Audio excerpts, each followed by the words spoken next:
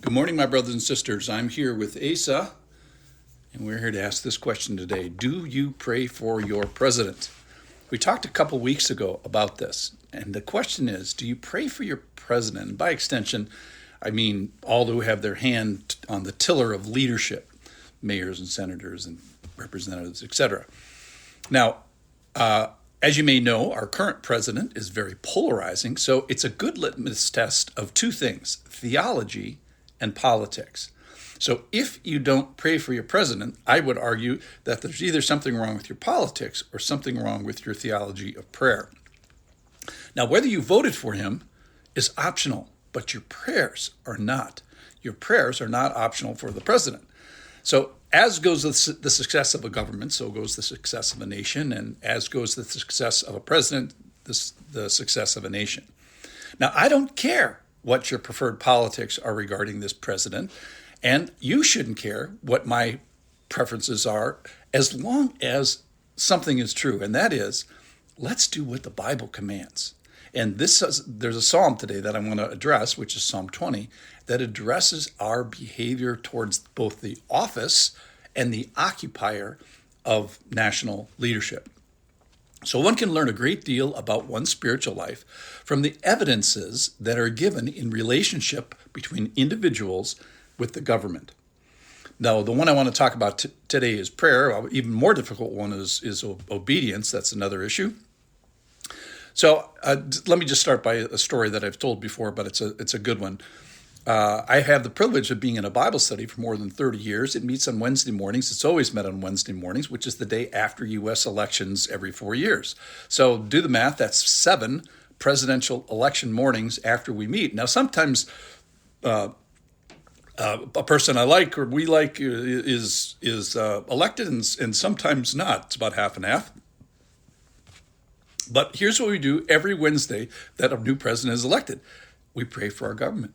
We pray for our president, no matter who got elected. So I want to talk today about the most famous verse of Psalm 20, verse 7, which says, "Some trust in chariots and some in horses, but we trust in the name of the Lord our God." So the ultimate success of a country is based in its trust, not in military might, but in the name of the Lord. So to prosper your country, foster your allegiance with the Lord. To protect your people, put them in a relationship with the name and the person of God. So military might is not final. The success of a nation ultimately is measured in trust, not tanks. And then there's the verse 9 of Psalm 20. "O Lord, save the king. May he answer us when we call."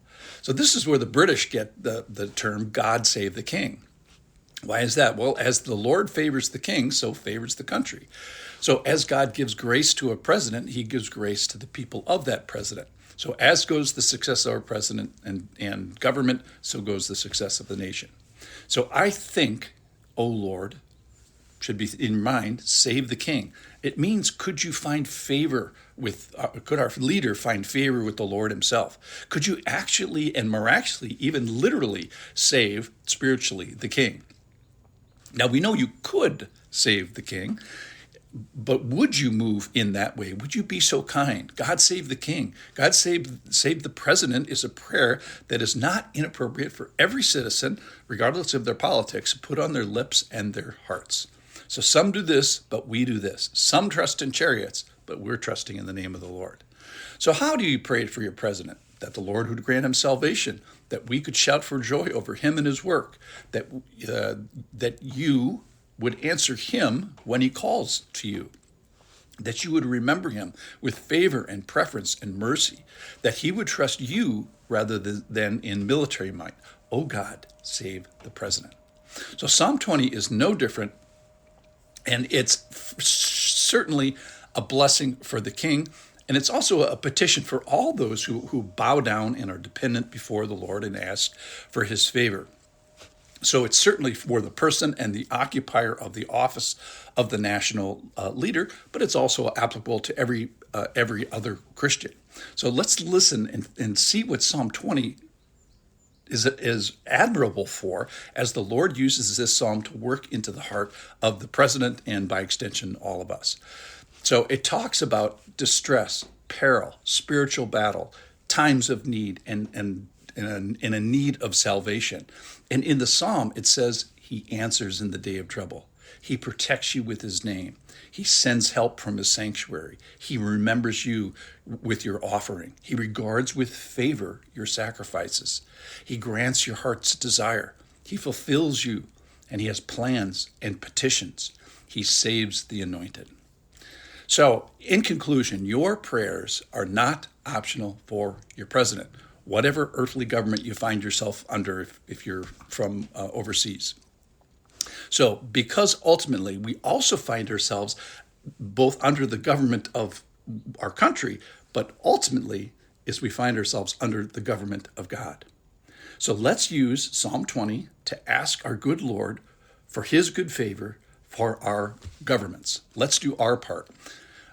Perhaps he will answer us. Perhaps it may change everything. So do you pray for your president and by extension all the people who lead us? And if you don't pray for your president, assess yourself. Is there something wrong with your politics, or is there something wrong with your theology of behavior? If so, then change those things. In the meantime, pray for your president. Thanks for listening.